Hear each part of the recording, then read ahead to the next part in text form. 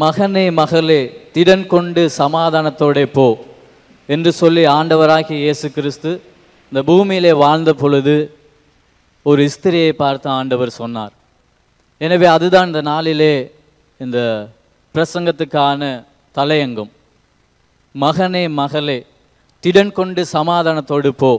நான் விசுவாசிக்கிற இந்த காலை பொழுதிலே ஆண்டவர் எங்களுக்கு ஒரு வலிமையை தரப்போகிறார். ஹல்லேலூயா. ஆண்டவர் எங்களுக்கு ஒரு வலிமையை தரப்போகிறார். ஆண்டவர் எங்களுக்கு ஒரு புதிய ஒரு விசுவாசத்திலே பலன் கொள்ளத்தக்கதாய் பரிசுத்த ஆவியானவர் இந்த காலை பொழுதிலே எங்களுடைய வாழ்க்கையில் இடைவிட போகிறார். விசேஷமாய் நாங்கள் லூக்கா எழுதின புஸ்தகம் 8ஆம் அதிகாரம் 41வது வசனத்திலிருந்து 55வது வசனம் வரையிலுமே நாங்கள் தியானிக்க போகிறோம். இந்த நாளிலே நாங்கள் முதலாவதாக நாங்கள் வாசிக்க கேட்போம். அப்பொழுது ஜெப ஆலய தலைவனாகிய யவீரு என்னும் பேருள்ள ஒருவன் வந்து இயேசுவின் பாதத்தில் விழுந்து 12 வயதுள்ள தன்னுடைய ஒரே குமாரத்தி மரண அவஸ்தையாயிருந்தபடியால் தன் வீட்டிற்கு வரும்படி அவரை வேண்டிக் கொண்டான். அவர் போகையில் திரளான ஜனங்கள் அவரை நெருக்கினார்கள். அப்பொழுது 12 வருஷமாய் பெரும்பாடுள்ளவளாயிருந்து தன் ஆஸ்திகளையெல்லாம் வைத்தியர்களுக்கு செலவழித்தும் ஒருவனாலும் சொஸ்தமாக்கப்படாதிருந்த ஒரு ஸ்திரீ அவருக்கு பின்னாக வந்து அவருடைய வஸ்திரத்தின் ஓரத்தை தொட்டாள். உடனே அவளுடைய பெரும்பாடு நின்று போயிற்று. அப்பொழுது இயேசு, என்னை தொட்டது யார் என்று கேட்டார். எங்களுக்கு தெரியாதென்று எல்லோரும் சொன்னபோது பேதுருவும் அவனுடனே கூட இருந்தவர்களும், ஐயரே, திரளான ஜனங்கள் உம்மை சூழ்ந்து நெருக்கி கொண்டிருக்கிறார்களே, என்னை தொட்டது யார் என்று எப்படி கேட்கிறீர் என்றார்கள். அதற்கு இயேசு, என்னிலிருந்து வல்லமை புறப்பட்டதை அறிந்திருக்கின்றேன், ஆதலால் ஒருவர் என்னை தொட்டதுண்டு என்றார். அப்பொழுது அந்த ஸ்திரீ தான் மறைந்திருக்கவில்லை என்று கண்டு நடுங்கி வந்து அவர் முன்பாக விழுந்து தான் அவரை தொட்ட காரணத்தையும் உடனே தான் சொஸ்தமானதையும் எல்லா ஜனங்களுக்கு முன்பாக அவருக்கு அறிவித்தாள். அவர் அவளை பார்த்து, மகளே, திடன்கொள், உன் விசுவாசம் உன்னை ரட்சித்தது, சமாதானத்தோடே போ என்றார். அவர் இப்படி பேசி கொண்டிருக்கையில் ஜெப ஆலய தலைவனுடைய வீட்டிலிருந்து ஒருவன் வந்து அவனை நோக்கி, உம்முடைய குமாரத்தி மரித்து போனால் போதகரை வருத்தப்படுத்த வேண்டாம் என்றார். இயேசு அதை கேட்டு, பயப்படாதே, விசுவாசம் உள்ளவனாயிரு, அப்பொழுது அவள் ரட்சிக்கப்படுவாள் என்றார். அவர் வீட்டில் வந்தபோது பேதுருவையும் யாக்கோபையும் யோவானையும் பெண்ணின் தகப்பனையும் தாயையும் தவிர வேறொருவரையும் உள்ளே வரவொட்டாமல் எல்லாரும் அழுந்து அவளை குறித்து துக்கம் கொண்டாடுகிறதைக் கண்டு, அழாதேயுங்கள், அவள் மரித்து போகவில்லை, நித்திரையாயிருக்கிறாள் என்றார். அவள் மரித்து போனாள் என்று அவர்கள் அறிந்ததினால் அவரை பார்த்து நகைத்தார்கள். எல்லாரையும் அவர் வெளியே போக பண்ணி அவளுடைய கையை பிடித்து, பிள்ளையே, எழுந்திரு என்றார்.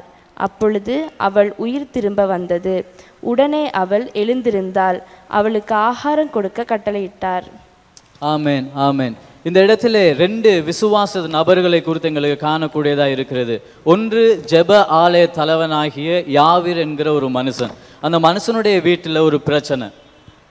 என்ன பிரச்சனைன்னு சொன்னால், தன்னுடைய ஒரே குமாரத்தியாக இருக்கிற 12 வயதுள்ள அந்த பெண், அந்த சிறு பிள்ளை மரண அவஸ்தையாக இருக்கிறார் என்று சொல்லி ஆண்டவரிடத்தில் வந்து அந்த மனுஷன் சொல்லுகிறான். இன்றைக்கு அநேக குடும்பத்திலே சுகமில்லாத நிமித்தம், சுகம் இல்லை, அநேக குடும்பத்தில் சமாதானம் இல்லை, ஒரு விடுதலை இல்லை, ஒரு சந்தோஷம் இல்லை, ஒரு மகிழ்ச்சி இல்லை. அதுக்காக அந்த சமாதானத்தை மகிழ்ச்சியும் பெற்றுக்கொள்வதற்காக ஜனங்கள் நாள்தோறும் விடுதலையை தேடிக்கொண்டு தான் இருக்கிறாங்க. இது போல தான் இந்த மனுஷனுடைய வாழ்க்கையிலையும் அவனுடைய மகனுடைய வியாதி நிமித்தமாக அந்த குடும்பத்திலே சமாதானம் பறிப்போனது, அந்த குடும்பத்திலே சுகம் பறிப்போனது, அந்த குடும்பத்தில் இருக்கிற சந்தோஷம் பறிப்போனது. அந்த குடும்பத்தில் இப்போ துக்கம் மாத்திரம் தான் நின்று கொண்டு இருக்கிற அந்த குடும்பத்தில் அந்த துக்கத்திலிருந்து விடுவிக்கப்பட அவங்களுக்கு என்ன செய்வது என்று சொல்லி தெரியவில்லை. இப்படியாப்பட்ட சூழ்நிலையில் அந்த மனுஷன் ஒரு தீர்மானத்தை எடுக்கிறான். இயேசு ஒருவர் இருக்கிறார், இயேசு ஒருவர் இருக்கிறார். இயேசுவின் இடத்துக்கு போனா என்னுடைய குடும்பத்தில் நான் இழந்திருக்கிற காரியத்தில் ஒரு மறுமலர்ச்சி எனக்கு கொண்டு வர முடியும். எந்தெந்த காரியத்தில் நான் இழந்திருக்கிறேனோ அதில் இயேசுவால் என்னுடைய வாழ்க்கையில் என்னுடைய குடும்பத்தில் ஒரு மாற்றத்தை ஏற்படுத்த முடியும் என்கிற விசுவாசத்தோடு கூட ஒரு நம்பிக்கையோடு கூட ஆண்டவருடைய சமூகத்துக்கு அவன் போகிறான். ஆண்டவருடைய சமூகத்துக்கு போயிட்டு ஒரு விண்ணப்பத்தை அவன் எடுக்கிறான். ஆண்டவரே, என்னுடைய மகள் இப்படியாப்பட்ட மரண அவஸ்தையினால் இருக்கிறார், நீர் தயவு செய்து என்னுடைய வீட்டுக்கு வர வேண்டும் என்கிற ஒரு விண்ணப்பத்தை ஆண்டவருடைய சமூகத்தில் வைக்கிறான். எனக்கு பிரியமான சகோதரனே, சகோதரியே, இன்னைக்கு எங்களுடைய வாழ்க்கையில் எங்களுடைய உள்ளங்களிலும் இப்படியாப்பட்ட அநேக விதமான தேவைகளோடு கூட நாங்கள் இருக்கிறோம். யார் என்னுடைய வீட்டுக்கு வந்து எனக்கு விடுதலை கொடுப்பா, என்னுடைய பிரச்சனையில யார் எனக்கு விடுதலை கொடுப்பார் என்று எங்களுடைய இருதயம் ஒரு நோக்கத்தோடு ஒரு விடுதலைக்காக ஏங்கி கொண்டிருக்கலாம். ஆனால் இந்த மனுஷன் சரியான இடத்துக்கு போகிறான். அது எந்த இடம்? ஆண்டவராகி இயேசு கிறிஸ்துனுடைய இடம். அந்த இடத்துக்கு போயிட்டு அந்த விண்ணப்பத்தை வைத்த உடனே ஆண்டவர் அவனுடைய வேண்டுதலை கேட்கிறார். ஹல்லேலூயா. இந்த காலை பொழுதிலே பிரியமான சகோதரனே, சகோதரியே, ஆண்டவர் உங்களுடைய வேண்டுதலை கேட்கிறார். ஆண்டவர் உங்களுடைய வேண்டுதலை கேட்கிறார். நீங்கள் இதை மறக்க கூடாது. எனவே தான் முதலாவதாக நான் உங்களிடத்தில் சொல்ல விரும்புகிறேன், இந்த ஆராதனைக்கு பிறகு உங்களுக்காய் ஒவ்வொரு குடும்பத்துக்காய் தனிப்பட்ட நபருக்காய் விசேஷமாய் நாங்கள் ஜெபிக்க இருக்கிறோம். ஊழியக்காரர் இருக்கிறார்கள் இந்த இடத்துல, விசேஷமாய் ஜெபிக்க இருக்கிறோம். இந்த இடத்துல நான் உங்கள்கிட்ட கேட்டுக்கொள்கிற ஒரே ஒரு காரியம்தான், விசுவாசத்தை ஏற்படுத்திக் கொள்ளுங்கள். விசுவாசத்தை ஏற்படுத்திக் கொள்ளுங்கள். விசுவாசம் தேவை அற்புதங்கள் நிகழ்த்துவதற்கு. விசுவாசம் இருந்தால் தேவனுடைய மகிமை இந்த காலை பொழுது எங்களுக்கு காண முடியும். இந்த மனுஷனுக்கு நம்பிக்கை ஒன்று இருக்குது. அந்த நம்பிக்கையோடு கூட தான் அவன் போறான். ஏன்? இயேசுவால் ஒரு காரியத்தை செய்ய முடியும் என்று சொல்லி. என்னுடைய மகள் மரண அவஸ்தையா இருக்கிறார், அவளுக்கு வைத்தியர்கள் கூட சுகம் கொடுக்க முடியாது, ஆனா இந்த இயேசுவால் சுகத்தை கொடுக்க முடியும் என்று சொல்லி விசுவாசம் ஒரு நம்பிக்கை அவனுக்குள்ளா இருந்தது. இந்த காலை பொழுதுல உங்களுடைய எப்படியாப்பட்ட பிரச்சனையோடு நீங்க இந்த இடத்துக்கு வந்திருக்கலாம். உங்களுடைய பிரச்சனையை நாங்கள் கேட்க வேண்டிய அவசியம் இல்லை, ஆனா உங்களுக்கு தெரியும் உங்களுடைய பிரச்சனை எப்படியாப்பட்டது என்று சொல்லி. ஆனா இந்த இடத்துல அந்த பிரச்சனையோடு நிற்கிற சகோதரியே, ஆண்டவர் உன்னை பார்த்து தான் சொல்லுகிறார், இந்த நேரத்தில் நீர் என்னை நம்ப வேண்டும். நான் உன்னுடைய வாழ்க்கையில அற்புதத்தை செய்ய போகிறேன், நான் தான் உன்னுடைய வாழ்க்கையில அற்புதத்தை செய்ய போகிறேன் என்பதை குறித்து அந்த சகோதரியை பார்த்து இந்த காலை பொழுது ஆண்டவர் சொல்லுகிறார். இந்த நேரத்தில் அந்த சகோதரிக்கு விசுவாசம் வந்துருச்சு. நிச்சயமா அந்த ஆண்டவரை நான் நம்புறேன், நிச்சயமான அந்த ஆண்டவரை நம்புறேன் என்று சொல்லுடைய இருதயமே சொல்லிக் கொண்டிருக்கிறது. இதன் முடிவிலே ஆண்டவருடைய அற்புதத்தை நீர் காண போகிறார்.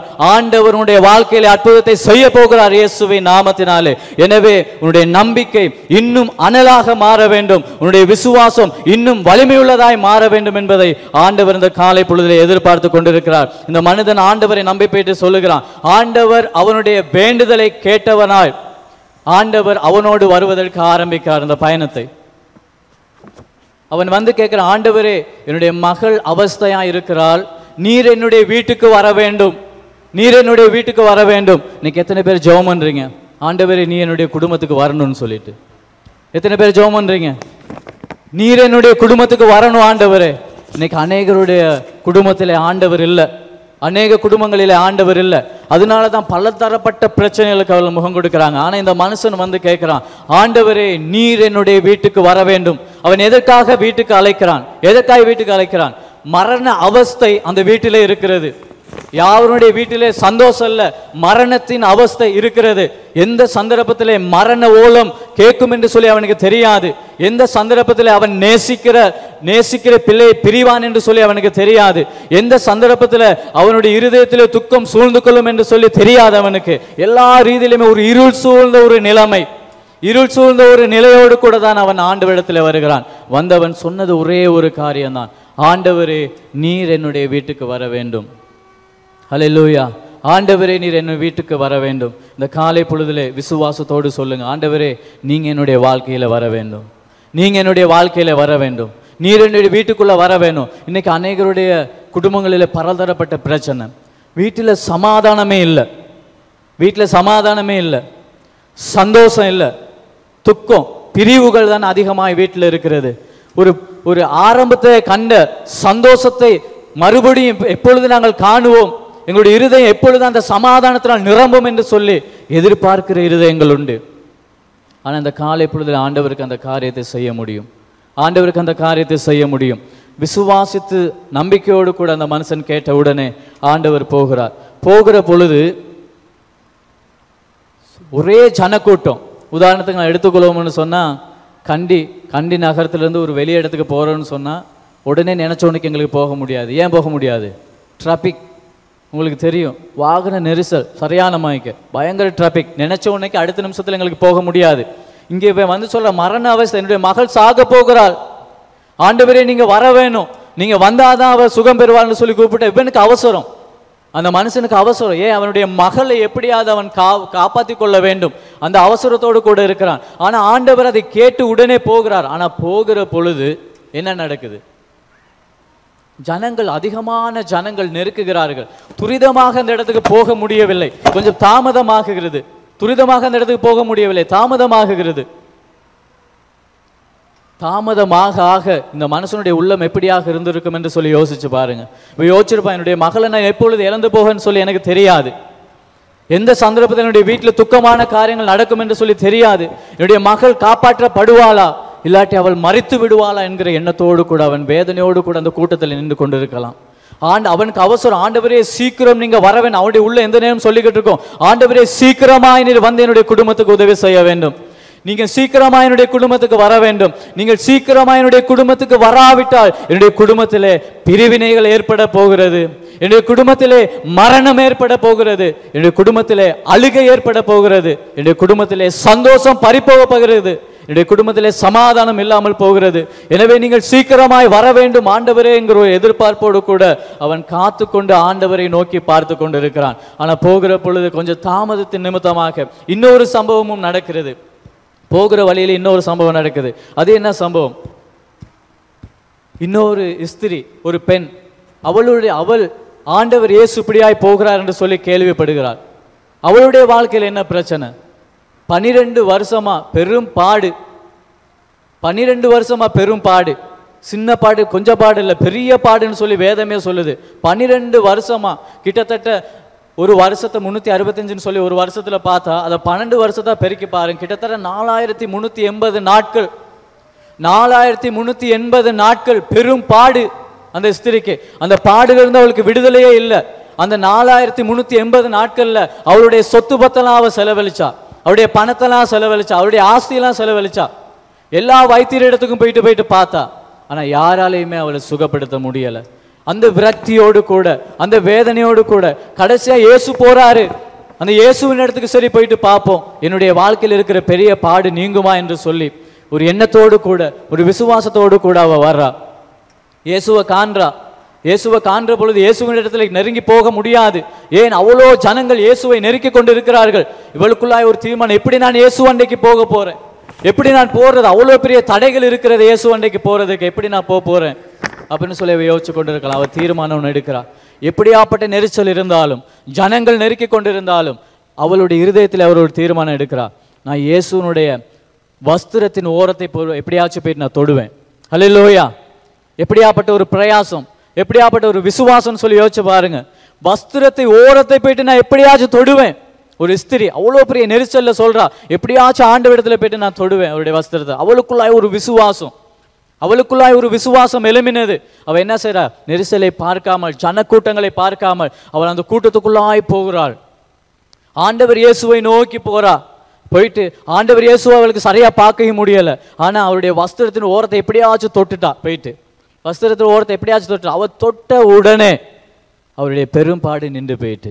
ஹல்லேலூயா, ஹல்லேலூயா! அவள் தொட்ட உடனே என்ன நடந்துச்சு? பெரும்பாடு நின்று போயிட்டு.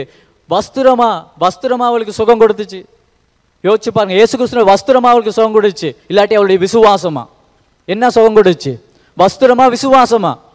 விசுவாசம். அவளுடைய இருதயத்திலே அப்படியாப்பட்ட விசுவாசம். இந்த நேரத்தில் விசுவாசத்தோடு கூட காத்துருங்க.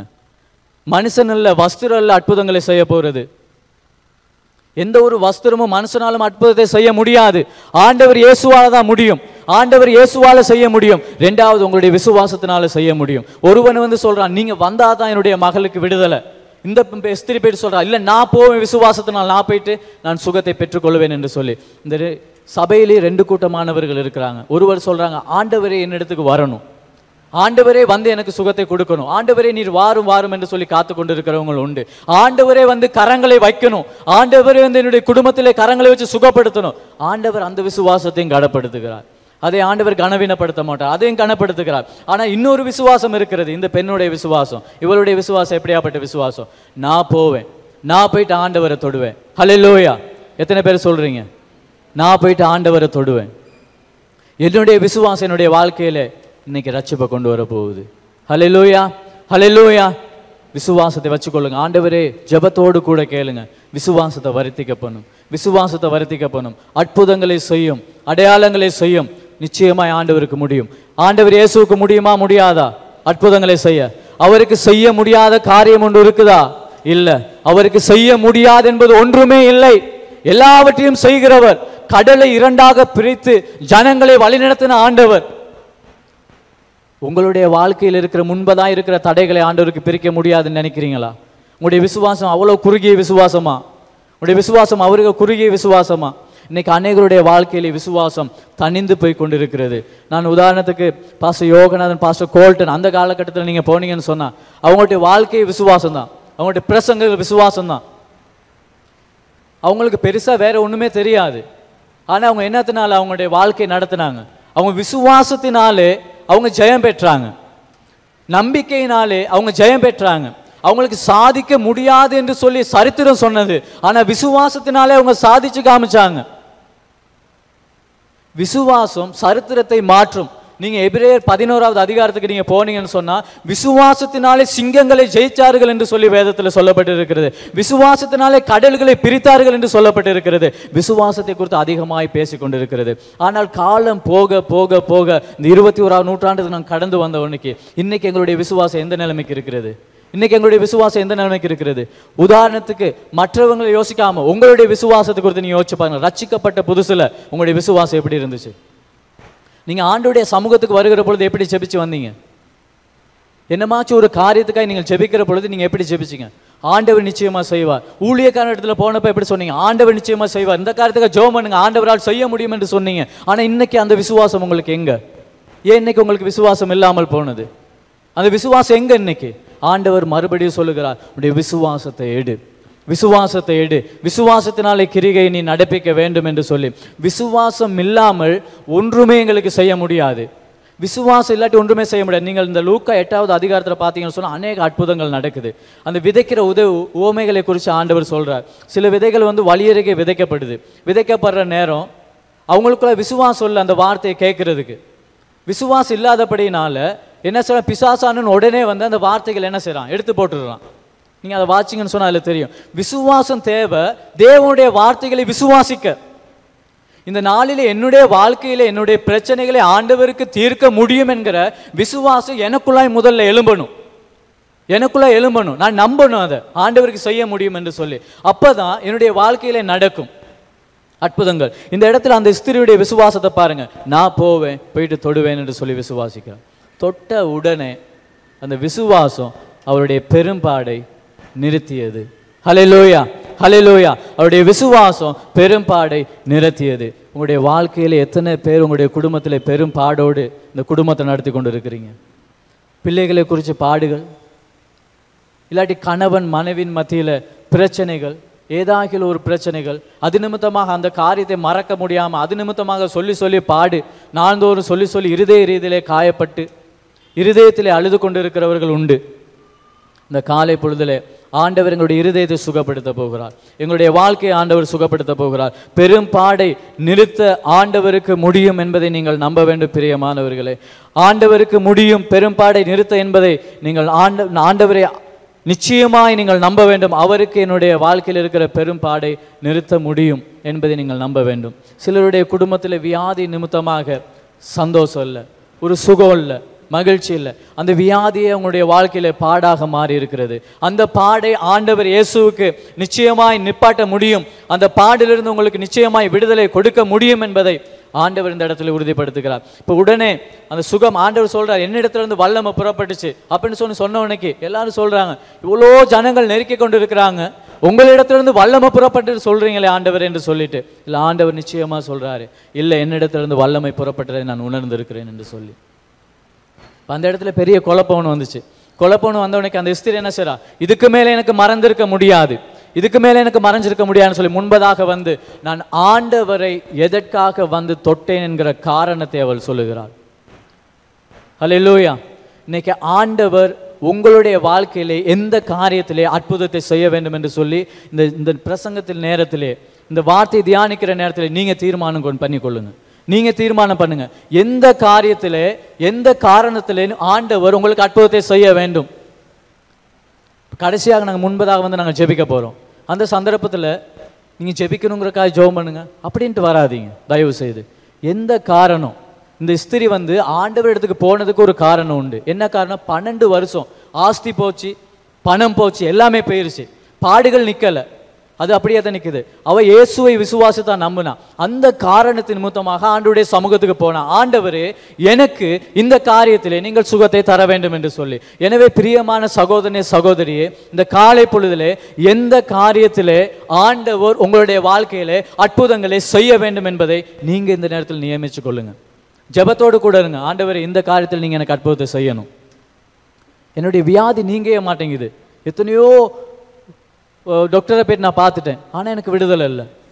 ஆனால் இந்த வார்த்தையின்படி இன்னைக்கு இப்படி ஒரு சம்பவம் நடந்திருக்கு இந்த வேதத்தில். ஆண்டவர் நான் உங்களை நம்புகிறேன், எனக்கு உதவி செய்யுங்க.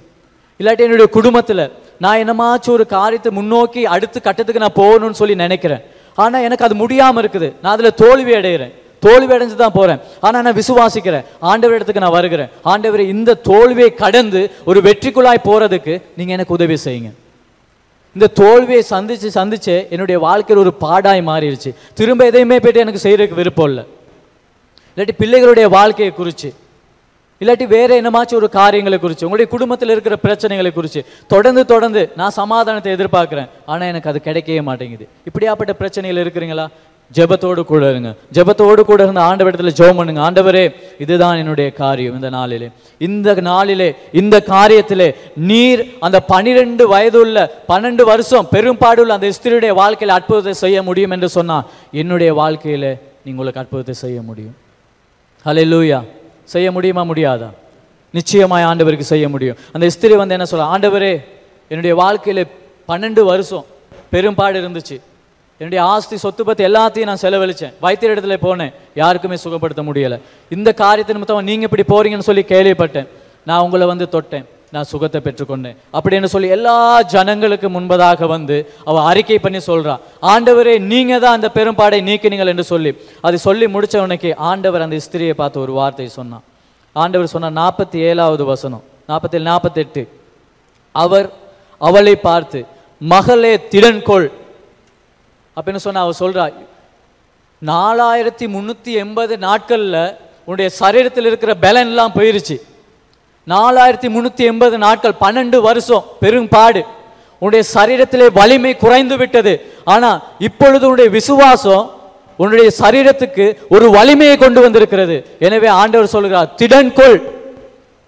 நீ அந்த 12 வருஷத்துல இருந்த அந்த பலனற்ற ஒரு வாழ்க்கையில மறுபடி நீ போக வேண்டிய அவசியம் இல்லை, நீ திடன் கொள்ள வேண்டும்.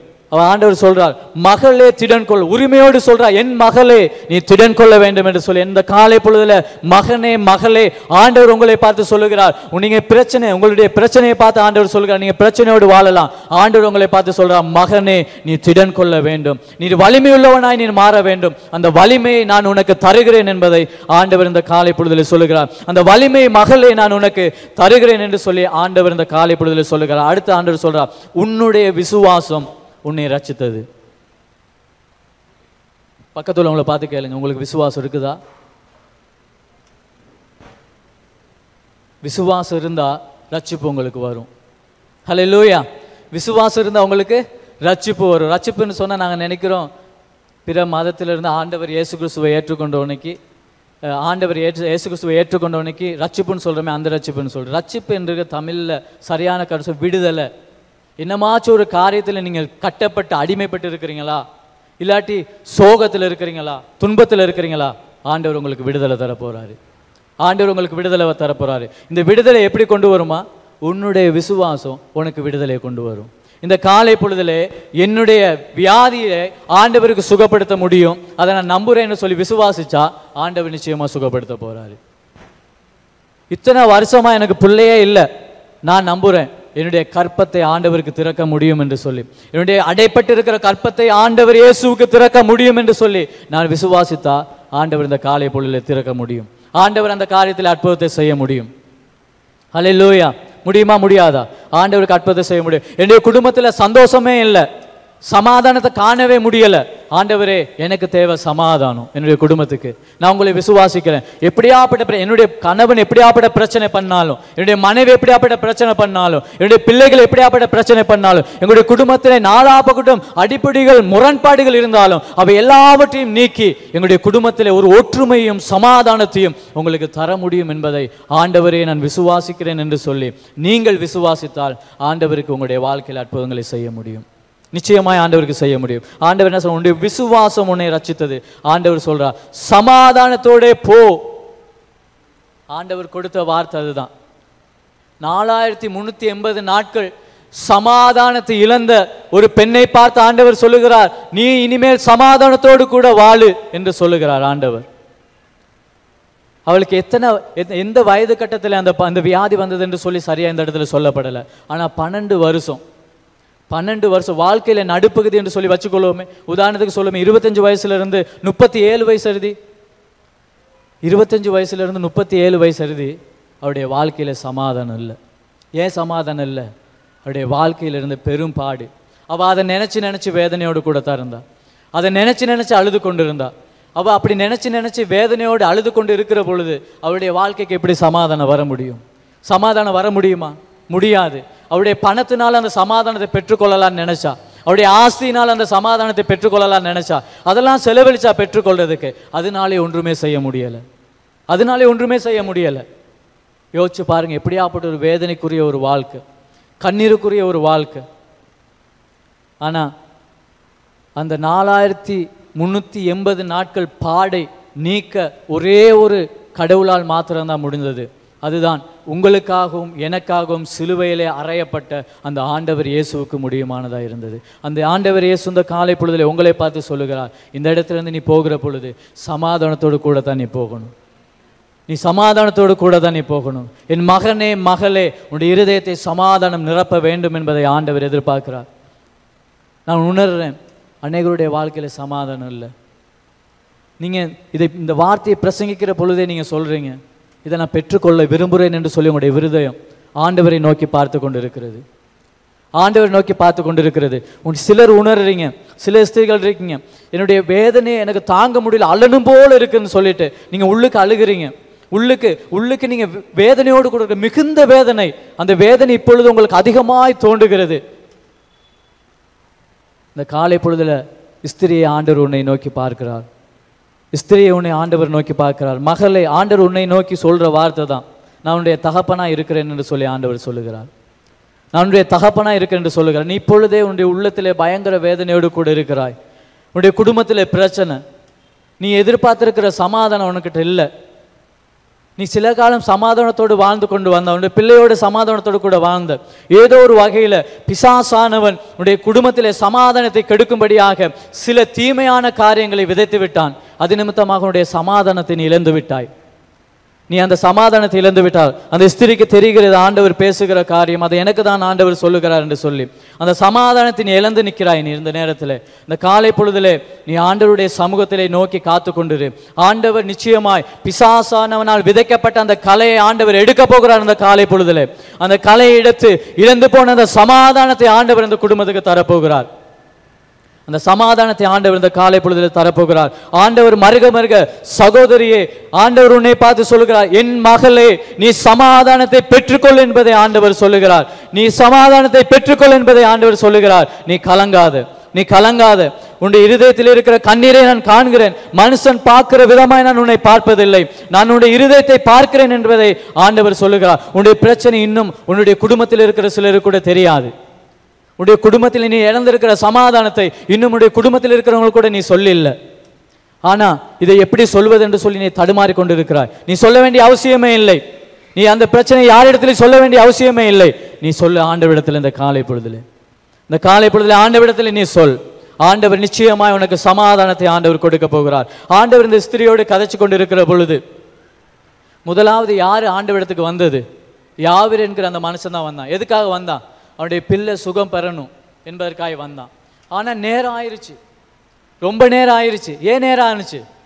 இந்த ஸ்திரியோட இவனுக்கு ஒரு பிரச்சனை, இவளுடைய பிரச்சனையை தீர்த்து போகிறதுக்கு நேரம் ஆயிடுச்சு.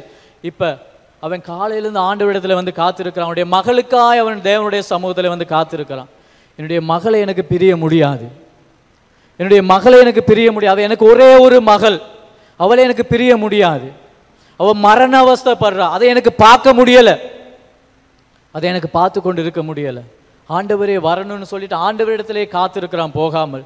ஆண்டவரை கூட்டிக் கொண்டு தான் என்னுடைய வீட்டுக்கு நான் போவேன், ஆண்டவரோடு கூட தான் என்னுடைய வீட்டுக்கு போவேன் அப்படின்னு சொல்லி காத்து கொண்டு இருக்கிறான். ஆனால் தாமதமாகி விட்டது. தாமதமான உடனே அவனுடைய வீட்டில இருந்து ஒரு செய்தி வருது. அந்த செய்தி இந்த தகப்பனுக்கு ஏற்றுக்கொள்ளக்கூடிய ஒரு செய்தி இல்லை. அந்த இடத்திலிருந்து யாருக்கும் ஏற்றுக்கொள்ள முடியாத ஒரு செய்தி வருகிறது. என்ன செய்தி? என்ன செய்தி வருது உங்களுக்கு தெரியும்? முன்ன காலத்தில் சொன்னா எங்கேயாச்சும் மரண வீடு நடந்துச்சுன்னு சொன்னா எப்படி செய்தி அனுப்புவாங்க? எப்படி செய்தி அனுப்புவாங்க? தபால் மூலமா, என்ன தந்தி மூலமாக தான் செய்தி அனுப்புவாங்க. அது வர்றதுக்கே சில நேரம் ஆகும், சீக்கிரமாக அனுப்புவாங்க. அப்படி ஃபோன் இருந்துச்சுன்னு சொன்னால் கால் பண்ணி சொல்லலாம். ஆனால் இங்கே அந்த மனுஷனிடத்துக்கு உடனே ஓடி வர்றான் ஒருத்தன், ஓடி வந்து சொல்கிறான், இனிமேல் நீங்கள் அந்த போதகரை கூப்பிடுற எந்த ஒரு அர்த்தமுமே இல்லை. ஏன்னு சொன்னால் நீ எந்த காரியத்துக்காக இந்த போதகரை நோக்கி வந்தியோ, எந்த காரியத்திலே நீ உன் பிள்ளையை காப்பாற்றிக் கொள்ளணும்னு சொல்லி வந்தியோ, எதிலே நீ விடுதலைப்பட வேண்டும் என்று சொல்லி வந்தியோ, எந்த உதவியை தேடி நீ வந்தியோ, இப்பொழுது அந்த உதவி எனக்கு தேவைப்படாது என்று சொல்லுகிறான். ஏன் தேவைப்படாது? உன்னுடைய மகள் மரித்து விட்டாள். எந்த ஒரு தகப்பனுக்கு ஏற்றுக்கொள்ளக்கூடிய ஒரு செய்தியா இந்த செய்தி? ஏற்றுக்கொள்ள முடியுமா? நீங்கள் நேசிக்கிறவங்களுடைய ஒரே மகள், 12 வயசுள்ள ஒரு மகள் மரண அவஸ்தைப்பட்டு கொண்டிருக்கிறார். கடைசி சான்ஸ் ஆண்டவருக்கு மாத்திரம் தான் முடியும். அதுதான் அவனுடைய நம்பிக்கை. ஆண்டவரை தவிர வேறு எதுவுமே நம்பிக்கை இல்லை. அந்த ஆண்டவரிடத்துல வந்தா நேரமான பிறகு அவனிடத்துக்கு மறுபடி செய்தி ஒன்று வருது, மரித்து போனாள் என்று சொல்லி அவனுக்கு தாங்க முடியலை. அந்த செய்தியை கேட்டு அவனுடைய இருதயம் மூழ்கி போகிறது, துக்கத்தினால வேதனையினால் மூழ்கி போகிறது. அவனை உடனே ஆண்டவர் பார்த்து, ஆண்டவர் என்ன சொன்னாரு? அந்த செய்தியை ஆண்டவரும் கேட்கிறாரு. கேட்டு அந்த மனுஷனை பார்த்து சொன்னாரு, பயப்படாத. ஹல்லேலூயா. ஆண்டவர் என்ன சொன்னாரு? பயப்படாத. எனக்கு பிரியமான சகோதரனே, சகோதரியே, எந்த காரியத்தை குறித்து பயந்து கொண்டு இருக்கிறீங்க? ஆண்டவர் இந்த காலை பொழுது சொல்றாரு, பயப்பட வேணாம், நீ பயப்படாத. சூழலை பார்த்து வைத்தியருடைய வார்த்தையை கேட்டு பயந்து கொண்டு இருக்கிறாயா? இல்லாட்டி அக்கம் பக்கம் ஜனங்களுடைய வார்த்தையை கேட்டு பயந்து கொண்டு இருக்கிறாயா? இல்லாட்டி உன்னுடைய நண்பனுடைய வார்த்தையை கேட்டு பயந்து கொண்டு இருக்கிறாயா? உன்னுடைய குடும்பத்திலே ஆட்கள் சொல்லுகிற வார்த்தையை கேட்டு பயந்து கொண்டு இருக்கிறாயா? என்னுடைய வாழ்க்கையில விடுதலை வராது, நான் ஒரு நாளும் எழும்பவே மாட்டேன், உனக்கு இது செய்ய முடியாது, உனக்கு ஒரு நாள் இதை செய்ய முடியாது, நீ இப்படியே தான் இருப்ப, நீ சாதாரணமான ஒரு காரியத்தை செஞ்சுட்டு வாழ்ந்துட்டு போ அப்படின்னு சொல்லிட்டு சொல்லலாம். உன்னுடைய இருதயத்தை சோர்வு அடைய செய்கிற வார்த்தைகள் வரலாம், உலகத்திலிருந்து மனிதர்களிடத்திலிருந்து வரலாம். ஆனா ஆண்டவரிடத்திலிருந்து அப்படியாப்பட்ட ஒரு வார்த்தை வரவே வராது. ஆண்டவர் உன்னை பார்த்து சொல்லுகிறார், பயப்படாதே மகனே, பயப்படாதே மகளே என்று சொல்லி தான் அந்த காலை பொழுதிலே சொல்லுகிறார். எந்த காரியத்தை குறித்து பயந்து கொண்டு இருக்கிறாய்? எந்த காரியத்தை குறித்து பயந்து கொண்டு இருக்கிறாய்? ஆண்டவர் உன்னை பார்த்து சொல்லுகிறார், மகளே நீ பயப்படக்கூடாது, நீ பயப்படாத, மகனே நீ பயப்படாத என்று சொல்லி ஆண்டவர் இந்த காலை பொழுதிலே சொல்லுகிறார். ஆண்டவர் அடுத்து அந்த மனுஷனை பார்த்து சொன்னா, நீ பயப்படாம இருக்கணும். ரெண்டாவது, நீ விசுவாசம் உள்ளவனாயிரு. நீ எந்த விசுவாசத்துக்காக என்னை நோக்கி வந்தியோ, எந்த விசுவாசத்தில் நீ ஜெபிச்சாயோ, அந்த விசுவாசத்துக்கு பலன் உண்டு, அந்த விசுவாசத்துக்குரிய பலன் உண்டு, அந்த விசுவாசத்துக்குரிய பலன் உண்டு. அந்த பலனை நானே தருகிறேன் என்பதை ஆண்டவர் உறுதிப்படுத்துகிறார். எனவே விசுவாசம் உள்ளவனாயிரு, விசுவாசம் உள்ளவனாயிரு என்று சொல்லுகிறார். ஆண்டவர் என்ன செய்றாரு? அவனுக்கு அப்படி வார்த்தையை சொல்லிட்டு, வா போ உன்னுடைய வீட்டுக்கு, நீ உன்னுடைய வீட்டுக்கு தான் என்னை வர சொன்ன, நான் ஆயத்தமா இருக்க உன்னுடைய வீட்டுக்கு வர்றதுக்கு, வா போவோம். அங்க போனா ஒரே ஒப்பாரி வீட்டில். ஏன் ஒப்பாரி? 12 வயசு பிள்ளையை பறிக்கொடுத்த குடும்பம், உறவுகள், பெற்றோர்கள், அக்கம் பக்கம் வீட்டார்கள் எல்லாரும் கலங்கி அழுகி நிற்கிறார்கள், கதறுகிறார்கள். பிள்ளை இழந்துட்டா என்று சொல்லி யாவிரு போகிற நேரம் அவனை கட்டிப்படுத்த உன்னுடைய மகள் இறந்துட்டா. அழுகை, அழுகையின் சத்தம். அந்த இடத்துல எந்த ஒரு சமாதானமும் இல்லை. ஒரு இருள் சூழ்ந்த நேரம், அந்த குடும்பத்தில் இருள் சூழ்ந்த ஒரு நேரம். இன்றைக்கு உங்களுடைய குடும்பத்தில் அப்படியா இருக்கிறது? பணம் இருக்குது, ஆனால் ஒரு இருள் சூழ்ந்த நிலம் தான். ஒரு சமாதானம் இல்லை. என்னத்தான் இருந்தாலும் ஒரு மகிழ்ச்சி இல்லை குடும்பத்தில், ஒரு சந்தோஷத்தில், ஒரு இருள் சூழ்ந்த நிலைமை தான் என்னுடைய வாழ்க்கையில் நான் உணர்றேன். என்னுடைய இருதயத்தில் ஒரு சமாதானத்தை உணரவே முடியவில்லை. நாள்தோறும் இதுதான் பிரச்சனை எனக்கு, நாள்தோறும் கண்ணீர் தான். இப்படியான சூழ்நிலையில் நீங்கள் நின்று கொண்டு இருக்கிறீங்க. ஆண்டவர் அந்த இடத்துக்கு போனார். ஆண்டவர் போறனே சொல்கிறாங்க, மகள் மறைத்து விட்டாள் என்று சொல்லி. ஆண்டவர் சொன்னார், அவள் மறைக்கவில்லை என்று ஆண்டவர் சொல்லுகிறார். ஹல்லேலூயா, ஹல்லேலூயா. எந்த காரியத்திலே, பொருளாதாரத்திலே மறிச்சிருக்கிறீங்களா? நீங்க வியாதி உங்களை மரணத்துக்கு நடத்தி கொண்டு இருக்கிறதா? குடும்ப பிரச்சனை உங்களை மரணத்துக்குள் நடத்தி கொண்டு இருக்கிறதா? இல்லாட்டி பிள்ளைகளை குறித்து நீங்க ஒரு சோகத்தோடு வேதனையோடு கூட இருக்கிறீங்களா? என்னுடைய பிள்ளைகளுடைய வாழ்க்கையில எதிர்காலத்தில் எப்படி நடத்த போறேன்னு சொல்லி நினைக்கிறீங்களா? எல்லாரும் இதுல மரண சூழ்ந்த நிலைமா இருக்குது. ஆனா எல்லாரும் அப்படியே சொல்றாங்க. உங்களுடைய வாழ்க்கையை குறித்து உங்களுக்கு எழும்பவே முடியாதுன்னு சொல்றாங்களா? சுகத்தையே பெற மாட்டீங்கன்னு சொல்றாங்களா? சமாதானம் கிடைக்காதுன்னு சொல்றாங்களா? உடைய பொருளாதாரத்தில் முன்னேற மாட்டேன்னு சொல்றாங்களா? உடைய பிள்ளைகளை நீ ஒழுங்கா கொண்டு போக முடியாதுன்னு சொல்றாங்களா? ஜனங்கள் சொல்லுவாங்க ஒன்று ஒன்று. அக்கம் பக்கம் வீட்டார் ஒன்று ஒன்று சொல்லுவாங்க. உங்களை குறித்து சொல்லுவாங்க, உங்களுடைய குடும்பத்தை குறித்து சொல்லுவாங்க, உங்களுடைய பிள்ளைகளை குறித்து சொல்லுவாங்க. ஆனால் ஆண்டவர் அப்படி சொல்ல மாட்டார். ஆண்டவர் என்ன சொன்னார்? எல்லாரும் பார்த்தாங்க, மறிச்சிட்டான், இனிமேல் அதில் எந்த ஒரு உயிரும் இல்லை, எந்த ஒரு உயிரும் இல்லை என்று சொல்லி ஜனங்கள் பார்த்தாங்க. ஆண்டவர் சொன்னார், மறிக்கலை, நித்திரையா இருக்கிறோம். ஹல்லேலூயா, ஹல்லேலூயா, ஹல்லேலூயா. ஆண்டவர் என்ன சொன்னார்? மறிக்கலை, நித்திரையா இருக்கிறாள் என்று சொல்லி. மறிச்சவனை எழுப்பாட்ட முடியாது. ஆனா நித்திரவங்களா இருக்கிறவங்க, நித்திரையில் இருக்கிறவங்களை என்ன செய்ய முடியும்? எழுப்பாட்ட முடியும். ஜனங்களுக்கு மரணமாய் தோன்றியது அது, ஆனா ஆண்டவருடைய பார்வையில அது நித்திரையாய் தோன்றியது. ஆண்டவர் நித்திரையா தான் அதை பார்க்கிறாரு. மனுஷனுக்கு உண்மையாலுமே மறைச்ச சடலத்தை எழுப்ப முடியாதுதான். ஆனா ஆண்டவருக்கு எழுப்ப முடியாதுன்னு நினைக்கிறீங்களா? ஆண்டவருக்கு நித்திரை போல ஆண்டவர் தட்டி எழுப்பி விட்டுருவாரு. ஹல்லேலூயா. உங்களுடைய வாழ்க்கையிலே அப்படிதான். இன்னைக்கு என்னென்ன காரியத்தை கொடுத்து கலங்கி கொண்டு இருக்கிறீங்க? ஜனங்கள் இன்னைக்கு அநேகருடைய வாழ்க்கையில ஜனங்களுடைய வார்த்தையை கேட்டு கேட்டு கேட்டு கேட்டு நீங்க உங்களுடைய வாழ்க்கையில தோல்வியின் நிலைமைக்கு வந்திருக்கிறீங்க. அந்த வார்த்தை தான் இன்னைக்கு உங்களுடைய வாழ்க்கையை ஆளுகை செய்து கொண்டு இருக்கிறது. அந்த வார்த்தை இன்னைக்கு பிசாசனன் அந்த வார்த்தையை பிடிச்சு கொண்டு உங்களை நடத்தி கொண்டு இருக்கிறான். உங்களை முன்னேற விடாம நடத்தி கொண்டு இருக்கலாம். இந்த நேரத்தில், இந்த நாளில் இயேசுவின் நாமத்தினால் அப்படி எங்களை பின்னாக நடத்துகிற, எங்களை தோல்வியடைய செய்கிற எல்லாவித வார்த்தைகளும் இயேசுவின் நாமத்தில் அகன்று போக வேண்டும். இந்த நாளிலே விசுவாசத்தினால் நாங்கள் ஜெயிக்க போகிறோம். இயேசுவின் நாமத்தினால விசுவாசத்தினால் நாங்கள் ஜெயிக்க போகிறோம். எங்களுடைய குடும்பத்தில் எந்தெந்த காரியத்திலே மரணத்தின் சூழல் எங்களுடைய குடும்பத்தில் இருக்கிறதோ அந்த காரியத்தை இந்த காலை பொழுதிலே விசுவாசத்தினால நாங்கள் மாற்ற போகிறோம். ஹல்லேலூயா. விசுவாசத்தினால் இந்த நாளிலே நாங்கள் மாற்ற போகிறோம். ஆண்டவர் உடனே அந்த வீட்டுக்கு போறாரு. வீட்டுக்கு போயிட்டு அந்த பிள்ளையை பார்த்து சொல்றார், மகளே எழுந்துரு. ஆண்டவர் என்ன சொன்னாரு? மகளே எழுந்துரு என்று சொன்னார். உடனே அந்த மக எழுந்துட்டா. உடனே எழுந்து உட்கார்ந்துட்டா. ஹல்லேலூயா, ஹல்லேலூயா. எது இந்த சுகத்தை கொடுத்தது? எந்த காரியம் இந்த சுகத்தை கொடுத்தது? யாவீரனுடைய விசுவாசம், அவனுடைய நம்பிக்கை. நீர் வர வேண்டும் என்று சொன்னான். தாமதமானாலும் அவனுடைய நம்பிக்கையில் அவன் உறுதியாக இருந்தான். ஆண்டவருடைய வார்த்தையை அவன் ஸ்திரமாய் பிடித்துக்கொண்டான். ஆண்டவர் சொன்னார் பயப்படாது என்று சொன்னாலே அவன் பயப்படாமல் நின்று கொண்டான். விசுவாசம் உள்ளவனாய் இருந்து சொன்னார், விசுவாசமாய் நின்று கொண்டான். ஆண்டவரோடு கூட போறான். போன உடனே அந்த காரியம் அவனுக்கு சுகத்தை கொடுத்தது. ஹல்லேலூயா, ஹல்லேலூயா, ஹல்லேலூயா. இந்த காலை பொழுது உங்களுடைய விசுவாசம் எப்படியாப்பட்டது? ஒரு விசை தலைகளை தாழ்த்தி கண்களை மூடுங்க. ஆண்டவரோடு பேசுங்க. யாவீர் ஆண்டவரிடத்துக்கு வந்தான், என்னுடைய பிள்ளையை சுகப்படுத்த வாரும் ஆண்டவரே, நீ என்னுடைய வீட்டுக்கு வர வேண்டும் ஆண்டவரே என்று சொல்லி வந்தான். என் மகனே, மகளே, பிரியமான சகோதரனே, சகோதரியே, இந்த காலை பொழுதிலே ஆண்டவர் உனக்கு என்ன செய்ய வேண்டும்? உங்களுடைய வாழ்க்கையில ஆண்டவர் என்ன செய்ய வேண்டும்? இந்த காலை பொழுதிலே என்ன செய்ய வேண்டும்? ஹல்லேலூயா, ஹல்லேலூயா. ஜோமனுங்க, ஜோமனி கேளுங்க. ஒரு சில வினாடிகள், கொஞ்ச நேரம் நான் உங்களுக்கு தர்றேன். ஜோமனி கேளுங்க. எபிரேயர் 11வது அதிகாரத்தில் சொல்லுகிறது, விசுவாசத்தினாலே சிங்கங்களை ஜெயிச்சார்கள் என்று சொல்லி, விசுவாசத்தினாலே பறிகொடுத்த பிள்ளைகளை உயிரோடு எழுப்பிக் கொண்டார்கள் என்று சொல்லி, விசுவாசத்தினாலே அவர்களுக்கு முன்பதாக இருந்த எரிகோ கோட்டைகளை இடித்து தள்ளினார்கள் என்று வேதம் சொல்லுகிறது. ஹல்லேலூயா. ஓ ரிபா ஷகரியாந்தோரோபு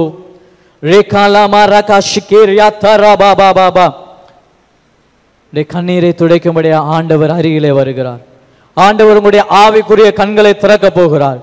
ஆண்டவர் நீங்க அருகிலே வந்து ஒரு தகப்பனை போல உங்களை அணைத்துக் கொள்வதை நீங்க உணர போறீங்க. ஒரு தகப்பன் எப்படியாய் வந்து தன்னுடைய பிள்ளையை அணைத்துக் கொள்வாரோ அது போல ஆண்டவர் உங்களை அணைத்துக் கொள்கிறதை நீங்க காண போறீங்க. ஓ ரேபா ஷாராபா ராத்தோரோ போ போ போ போ போ. யாரும் அங்கும் இங்கும் கண்களை திறந்து பார்க்க வேணாம். இந்த நேரம் ஆண்டவர் எங்களை தொடுகிற ஒரு நேரம், தேவனுடைய பிரசன்னம் எங்களை தொடுகிற நேரம், எங்களுடைய பிரச்சனைகளோடு நாங்கள் ஆண்டவரோடு தொடர்பு கொள்கிற ஒரு நேரம், எங்களுடைய வியாதிகளோடு ஆண்டவரோடு தொடர்பு கொள்கிற ஒரு நேரம், எங்களுடைய குறைபாடுகளோடு ஆண்டவரோடு தொடர்பு கொள்கிற ஒரு நேரம், எங்களுடைய தோல்வியோடு ஆண்டவரோடு தொடர்பு கொள்கிற ஒரு நேரம். ஜெபம் பண்ணுங்க ஆண்டவரிடத்துல. ஆண்டவரே நான் விசுவாசிக்கிறேன், ஓ இதுக்கு அங்கிட்ட என்ன செய்யறேன்னு சொல்லி தெரியல, எல்லாத்துலேயும் தோல்வி, எல்லாத்துலேயும் தோல்வி.